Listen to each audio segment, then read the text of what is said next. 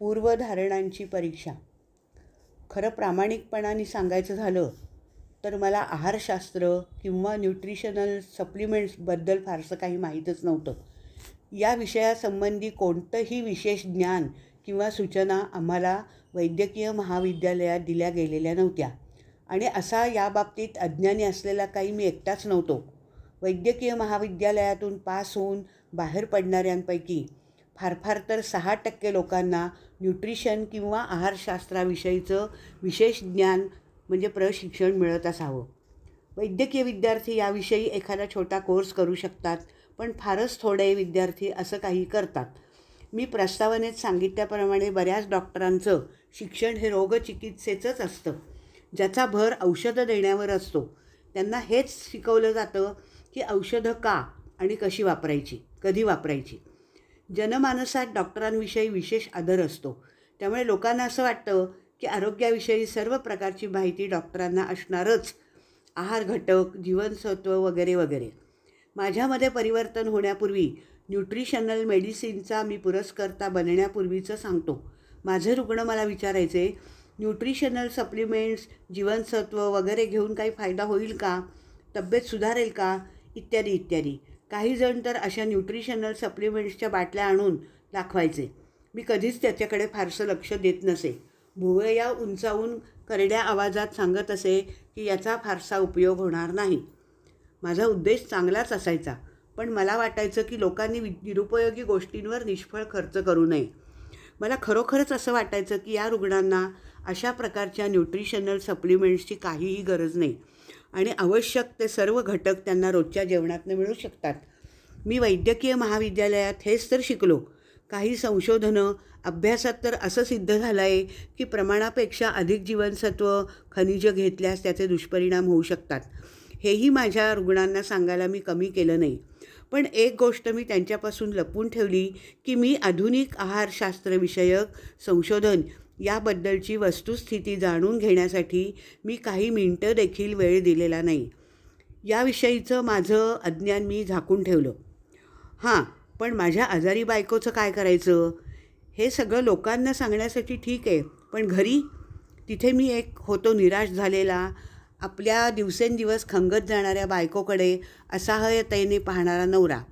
माझ्यासमोर दुसरा काहीच पर्याय नव्हता आणि म्हणून मी लीजला सांगितलं की तू खुशाल जीवनसत्व घे, न्यूट्रिशनल सप्लिमेंट्स घेऊन पहा, त्यामुळे काही वाईट तर होणार नाही, घेऊन पाहायला काहीच नुकसान नाही.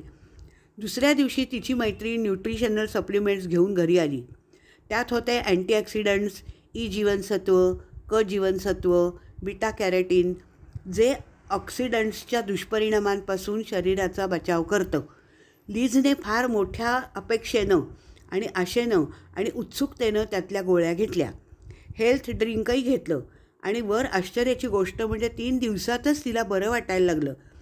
तिच्या प्रकृतीत लक्षणीय फरक दिसू लागला. अंगात थोडं बळ आलं. आता संध्याकाळपर्यंत तिची शक्ती टिकून राहू शकली. अत्यंत विश्वासानं लीज त्या न्यूट्रिशनल सप्लिमेंट्सच्या गोळ्या आणि हेल्थ ड्रिंक्स घेत राहिली. मला विचित्रच वाटणारी आणि साधारणपणे 3 आठवड्यानंतर लीजला इतकं बरं वाटायला लागलं की तिनं स्टेरॉइड्स घेणं आणि नेब्युलायझरचे उपचार बंद केले. 3 महिने गेले. हळूहळू सुधारणा होत होती. त्यानंतर मात्र लीजनं कधीच मागे वळून पाहिलं नाही. ती सुधारतच गेली. पूर्वी कधीच नव्हती एवढी ती सशक्त झाली. तिला नवजीवन मिळालं होतं. नवा उत्साह तिच्या अंगात संचारला होता. आता ती घोडेस्वारीचं प्रशिक्षण देण्याचं आपलं काम पुन्हा करू लागली. तिच्या लाडक्या घोड्यांचा खुराक खरारा याकडे ती लक्ष देऊन परतायची तेव्हा तिच्या डोळ्यात एक वेगळीच चमक दिसायची. आणि आता तिथे गेल्यामुळे जो डस्ट ॲलर्जीचा वगैरे त्रास व्हायचा, दम्याचा, हे फिवर त्रास व्हायचा, तोही बंद झाला होता. रात्रीच्या जेवणानंतर लगेच ढेपाळून अंथरुणात पडण्याऐवजी आता ती रात्री 11-12 वाजेपर्यंत जागी राहू शकत होती. आता तिच्या आधी मीच झोपायला जात असे, माझ्यानंतर ती. नेमकं काय घडलं होतं मला खरंच कळत नव्हतं. मी जर या आश्चर्यजनक कायापालटाचा साक्षीदार नसतो तर कदाचित यावर माझा विश्वासही बसला नसता. सर्व वैद्यकीय विशेषज्ञांचे इलाज हारल्यानंतर त्या तसल्या जीवनसत्वांच्या गोळ्यांमुळे माझ्या पत्नीचं ढासळलेलं आरोग्य सावरू शकतं? खरोखरच अविश्वसनीय होतं. लीजचा फक्त न्यूमोनियाच बरा झाला असं नव्हे, तर हळूहळू तिच्या फायब्रोमायल्जियाच्या लक्षणांमध्येही लक्षणीय सुधारणा दिसून आली. जर फायब्रोमायल्जियासाठी उपचार उपलब्ध नसेल, तर मग इथं नेमकं काय घडलं होतं? कसा बरा झाला तो आजार?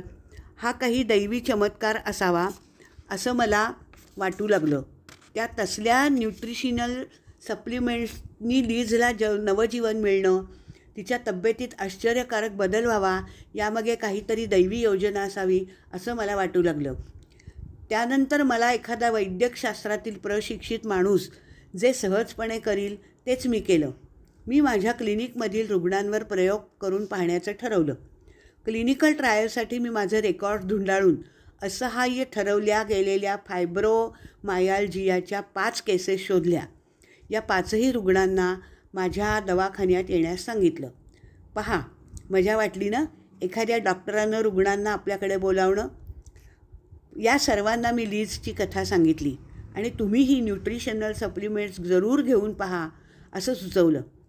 अर्थात हेही सांगितलं की या पर्यायी उपचारांचा उपयोग होईल न होईल मला खात्री देता येणार नाही, पण लीजला उपयोग झाला आणि घेऊन पाहायला काहीच हरकत नाही. हे फायब्रोमायल्जियाचे रुग्ण खूप निराश झालेले असतात. त्यांच्यासाठी हा नवा आशेचा किरण होता.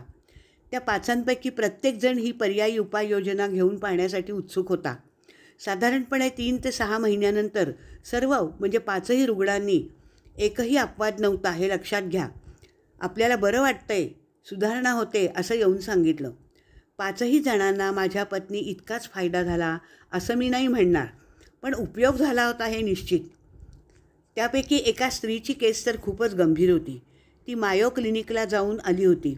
आणखीही 2 पेन मॅनेजमेंट क्लिनिकला तिनं भेट दिली होती, जेथे वेदना कमी करण्यासाठीचे विशेष उपचार केले जातात, पण तरीही फारसा उपयोग झाला नव्हता. तात्पुरता परिणाम मिळाला, कारण वैद्यकशास्त्रात या आजारासाठी कोणतीही खास आणि परिणामकारक उपाययोजना उपलब्धच नव्हती. वर्षभरापूर्वी वेदनांनी हैराण होऊन जीवनाला कंटाळून तिनं आत्महत्येचा प्रयत्न केला होता. आता मात्र ही न्यूट्रिशनल सप्लिमेंट्स घेतल्यानंतर तिनं फोन करून माझ्या घरच्या ॲन्सरिंग मशीनवर मेसेज ठेवला होता. अश्रुपूर्ण अवस्थेत कशीबशी ती एवढंच म्हणाली, डॉक्टर, मला जगण्याची उमेद दिल्याबद्दल मनापासून धन्यवाद. अशा प्रकारचे शब्द ऐकायला कोणताही डॉक्टर उत्सुक असतो, कारण त्याला समाधान वाटतं.